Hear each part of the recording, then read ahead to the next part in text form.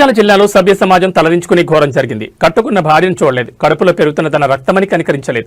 అనుమానమో ఆవేశమో తెలియదు, కానీ ఒక నిండు గర్భిణిని కిరాతకంగా అంతమందించాడు ఒక ఉన్మాద భర్త. కోరుట్ల మండలంలో కలకలం రేపిన ఈ యూట్యూబర్ వైష్ణవి హత్యోదంతం ఇప్పుడు రాష్ట్ర వ్యాప్తంగా చర్చనీయాంశమైంది. కోరుట్ల మండలం మాదాపూర్ గ్రామంలో సోమవారం రాత్రి దారుణం చోటు చేసుకుంది.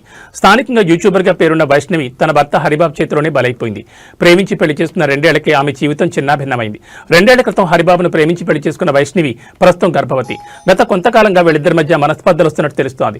సోమవారం రాత్రి జరిగిన గొడవ తీవ్ర రూపం దాల్చడంతో ఆగ్రహంతో ఊగిపోయిన హరిబాబు గర్భిణి అని కూడా చూడకుండా వైష్ణవిపై కత్తితో దాడి చేశాడు. ఈ దాడిలో కడుపులోని బిడ్డతో సహా వైష్ణవి అక్కడికక్కడే ప్రాణాలు కోల్పోయింది.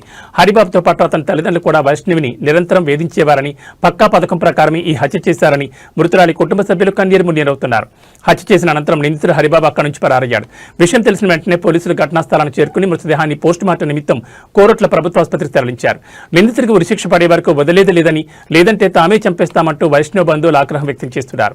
గ్రామంలో ఉద్రిక్త పరిస్థితులు నెలకొనడంతో ఎలాంటి అవాంఛనీయ సంఘటనలు జరగకుండా పోలీసులు భారీగా మోహరించారు. నిందితుడి కోసం గాలింపు చర్యలు ముమ్మరం చేశారు. ప్రేమించి పెళ్లి చేసుకున్న వ్యక్తే కాలయముడిగా మారడం మనుషుల మధ్య పెరుగుతున్న విద్వేషాలకు అద్దం పడుతోంది. పరారిలో ఉన్న నిందితుడిని పోలీసులు ఎప్పుడు పట్టుకుంటారో చూడాలి.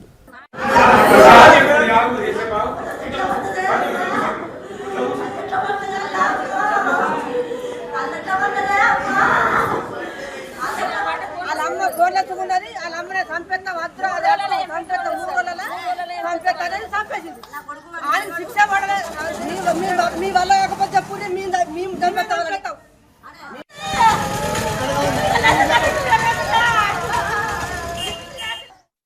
వచ్చేసరికి ఏంటంటే మాకు అక్కడ సౌండ్లు బాగా నత్తున్నాయి. ఏమైనా చెప్పని మేము ఊరికి వచ్చేసరికి ఇట్లా మీ చెల్లెని చంపిండు, చంపి పారిపోయిండు అని చెప్పని అన్నారు. మరి గట్లెందుకని చెప్పని చూస్తే మొత్తం డోర్ ఎత్తి లోపలికి పోతే ఏంటంటే బ్లడ్ మొత్తం ఉన్నది. ఇక్కడనేమో ఇట్లా హోల్ లాగా పడ్డది, మొత్తం చేతికి ఇక్కడంత గాయం ఉంది. కానీ వాస్తవానికి ఏంటంటే వాళ్ళిద్దరి మధ్య అయితే మాకు ఎప్పుడు గొడవ లెక్క అయితే అనిపించలేదు. వాళ్ళు పెళ్లి కాకముందుగా ప్రేమించుకున్నారు, తర్వాత పెళ్లి చేసుకున్నారు. కానీ ఒకటి ఏంటంటే వాళ్ళ ఇంటి వాళ్ళకి ఇష్టం లేదు, ఏది మన పిల్లగాని ఇంటి నుండి వాళ్ళకైతే ఇష్టం లేదు.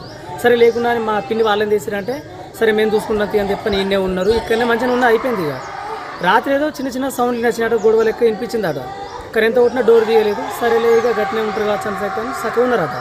తెల్లాలేసరికి ఇట్లా జరిగింది. ఇంకా మంచిగా లేచి మొహం కడుక్కొని పోయినాను అంటారు వాళ్ళైతే. ఆ పిల్ల లేకపోతే నేను చచ్చిపోతానన్నాడు.